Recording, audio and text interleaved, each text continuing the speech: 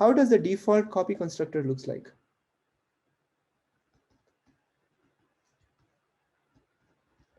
So default copy constructor. So first of all, when is copy constructor coming into the picture in the first place? Can somebody shout out? When does the copy constructor come into picture? When you like set one variable of a specific class equal to another one. So let's say I have a class A, right? I have another, say object A, another object A2, right? If I do A equal to A2, is the copy constructor going to be called? Yes. I mean, you haven't written it. Well, A is written through constructor, right? I mean, both are initialized, but there's no data to it yet. Well, the data is there through the constructor. Right. Whatever the constructor is doing is going to supply the data for the data members. Mm-hmm. The question is that, is this when the copy constructor gets invoked when I do A equal to A2? I think yes. Anybody thinks no? Wait, isn't that like copying? Is that like inheritance or something? Like, I don't think we've learned it. We have not brought inheritance into the picture. That will be next week. Oh, okay. Let's not bring inheritance here yet. So let's just talk about this. What is getting invoked here? This invokes the assignment operator. This is not copy constructor. Copy constructor is going to be invoked if you write A, okay, and you write, let's say, A3. At that time, you write equal to A. So then the copy constructor is invoked saying that, okay, I need to copy from here to here. Another syntactical way of writing the same thing would be A3 bracket A. This also invokes copy constructor. Can you think of any other time where the copy constructor would be invoked? So these are explicit way of invoking copy constructor.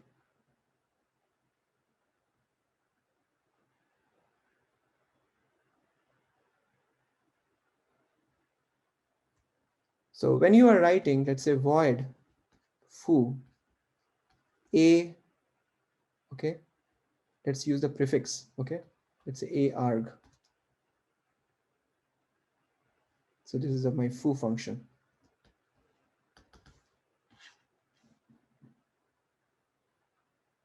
And then let's say from the main, okay, I defined a, let's say B. So B is of type A, and I called foo on B.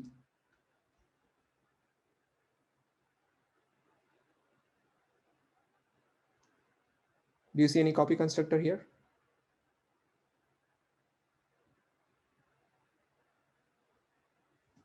So this is our formal argument, right? This is our actual argument, right? We are invoking the function. What does this actually mean? This, at this point, this essentially means writing like this: A arg equal to B, while you are transferring the control to the function that is getting called. So therefore, because of this, the copy constructor is invoked here. And likewise, if you are returning by value, then also you will have copy constructor invoked if you are returning that value back. I have a quick question. Go ahead. Does that mean every time you pass like a class variable into a function, you're going to invoke the copy? Yes. Yes. Thank you. And that is what you should be cautious about, right? Because if your class is really big, there's a lot of copy that's inefficient, and therefore pass by value could be quite detrimental to performance. Is it clear? So I illustrated how fundamentally copy constructor looks like, which is like this. And then implicitly the copy constructor gets called when you're passing by value through the parameter, and then when you're also returning by value, then also. So there are 4 basic ways in which copy constructor gets called. So how does the copy constructor, default copy constructor that is generated by the compiler do? So it will be like this. So a : again, the scoping operator for the class. So this is the default signature, const a and other. Okay, so we need to understand this now. So before you can understand this, let's talk about concept of reference. So pointer, we just discussed that pointer needs to point to something, right? And it can be pointing to something else later. So who can tell me what is the difference between a reference and a pointer? Reference only exists in the C world. It does not have any relationship to the C world. So if I write int and a, okay, int and a, what does that mean? Is this a valid statement?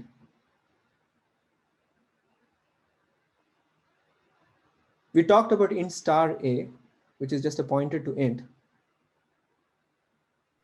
This ampersand operator. Isn't it just the address The of address A? of A. Yes, that's the wrong understanding.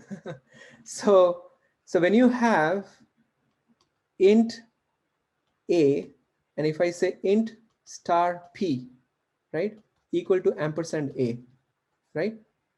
Here, this means that p points to a, or p is the address of a. Remember that picture, the box diagram we made?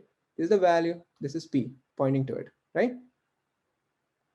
So p is the address, the location, the hex value that I wrote before in the memory, right?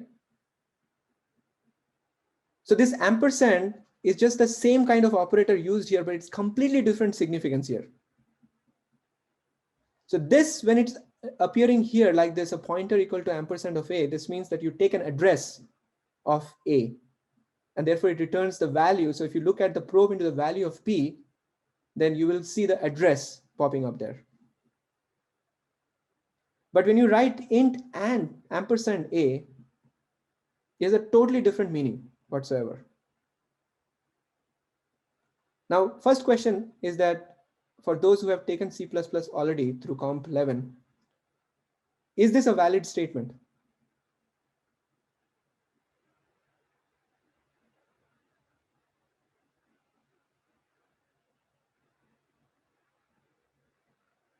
Anyone?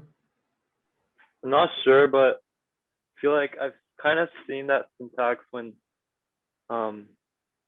the if stream ampersand is called, perhaps. I'm not sure though, to be honest. Okay, that's fine. Anyone else? Doesn't it need something that it's referencing to? So you need a second and above the reference? Exactly. So this cannot stand on its own. Why? Because that is fundamental to the definition of reference. Reference means alias. Okay, let's be very clear. Reference means alias. Alias means another name for something else. So if you do not have a something else, how can you have an alias, right? So this definition can become complete only when you are saying ampersand a equal to b, while you have another variable called b. Then this is a valid definition. So what does this mean? This means that here, when you have a, okay, the same value can be referred to as b. Okay, that's all it means. It's another name for referring to the same content of the memory. That is the key difference between the pointer and the reference. Is that clear? Very important concept. I mean, these concepts are very important to develop. Otherwise, we will. So now, before At that point, does B need to be a pointer? B is not a pointer. B is an int, right? The definition cannot change. It's already defined to be a statically allocated variable B, right? So let's say the value of B is 6, right? Right. So the content of this, is 6, right? It just you're referring to that content in two different ways. You can call it A or B, but this is not the address. This is not the address. In fact, you can say int star P, okay, equal to ampersand of A. What does this mean? This means that P points to this memory. And then there are different ways of accessing this value 6. Either you can say A, then the value will be 6, or you can say B, the value will be 6, or you can say star P, then the value will be 6. Does that mean when you manipulate A, B will also change? Exactly. Because A and B are just two different names, right? Referring to the content of this memory. But to change this value through the pointer, you have to say star P. You have to dereference it. Only then you can go inside the box. So when you just say P, you are still kind of just pointing to the box. But when you say star P, then you are really then inside. So here, A, B, star P, they are aliases of each other or one another. Okay. Now, before even we can understand that the default copy constructor, there is one more concept that we need to clarify. And that concept is of const. Who can tell me what is a const?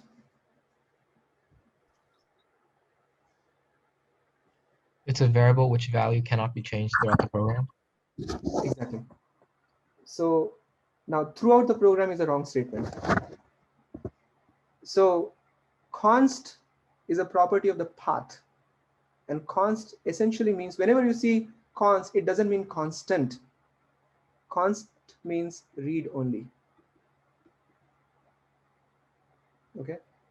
So this is written for safety. So if I say const some value, let's say const float G equal to 9.8, right?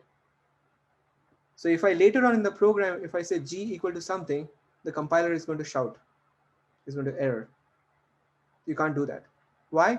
Because this point onwards, the G is read only for me. Okay. Now,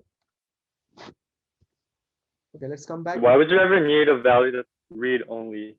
Like, why do you have to allocate space for it if you can't use it? We just illustrated here, right? The G is a gravitational constant, right? We don't want people to fiddle around with the value of G, right? You don't want anybody to just go and redefine G. So therefore you have defined const. So by mistake, if someone reuses the variable and defines it another way, then the compiler is going to complain. Okay, so it's like a global variable, basically. No, it doesn't be a global Is variable. it not? No, Okay. it's just a, here I'm just illustrating that when you are adding a const qualifier, right, it makes this variable read only and it protects it along the program path. So let's understand this const is actually property of the path, not of the variable data type. Okay, what does this mean? So let's illustrate this. So if you have A defined here, right, and then I say A equal to something, okay, is there any problem? No problem, right? It's not a const, so this is fine.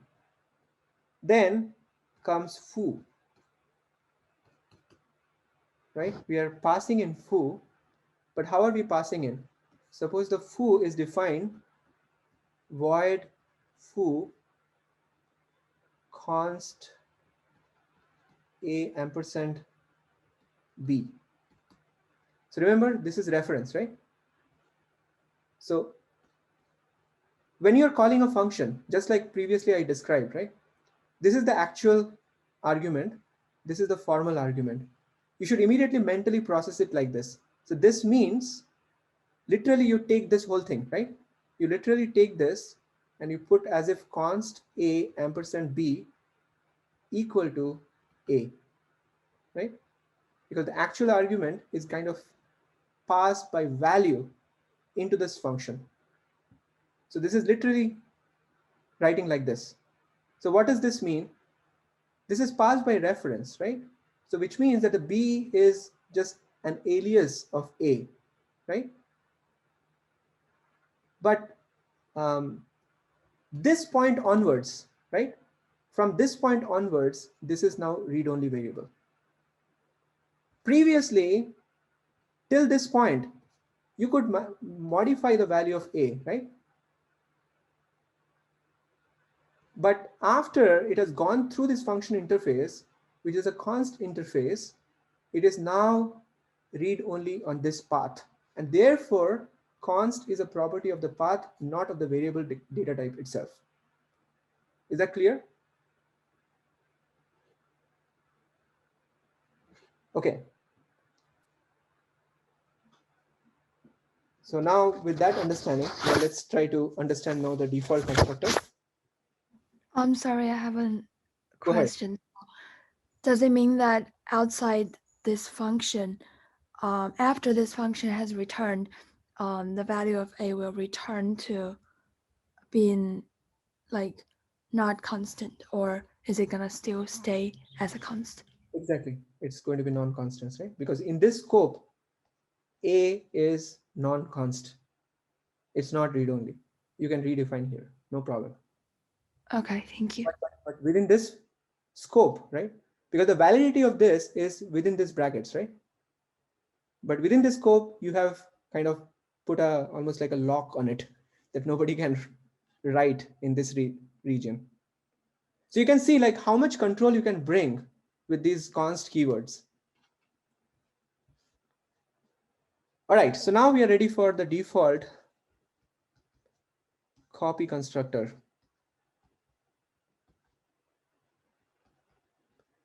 Come on. Okay. Time is ticking. Let's see how far we can go. So again, scoping operator. So again, it has the same name as the class, the default copy constructor also. But the argument inevitably has the same kind of way of passing. So it's const a ampersand other. Okay. Now here is one kind of a little detail that come into picture. So when you're writing a function, right? Because this const keyword can be associated with pointer as well. You can write const a, you can write foo const a, let's say, you can write a const star a, you can write foo a const star const a. So it can get quite confusing, right? What is actually const here? So one general advice I like to give is that you try to read from right to left and you'll get the right picture.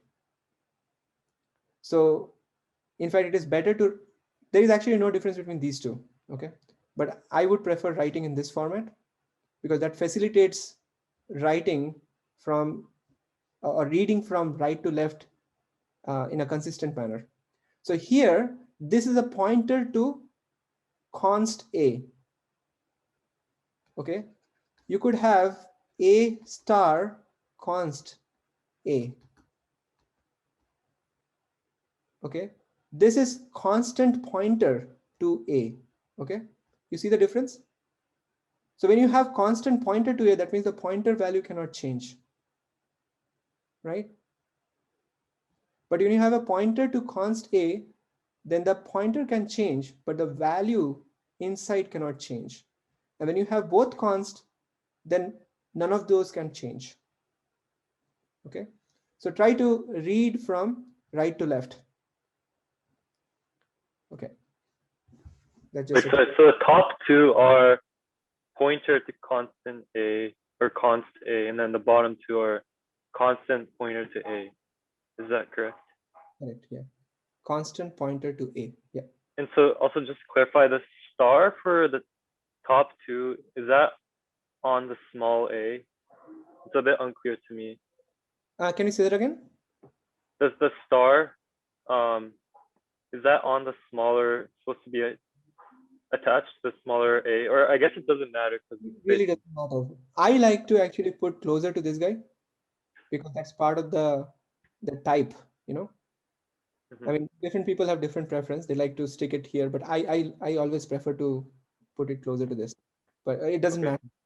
Even if you Okay. don't give any space, then also it doesn't matter. But for clarity, it's always better to give a space here, I would say.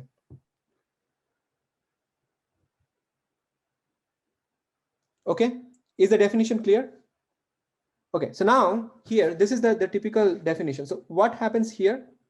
So by default, for the int, remember the m int is equal to other dot m int, and m pointer to int is equal to other dot m. I think I defined it as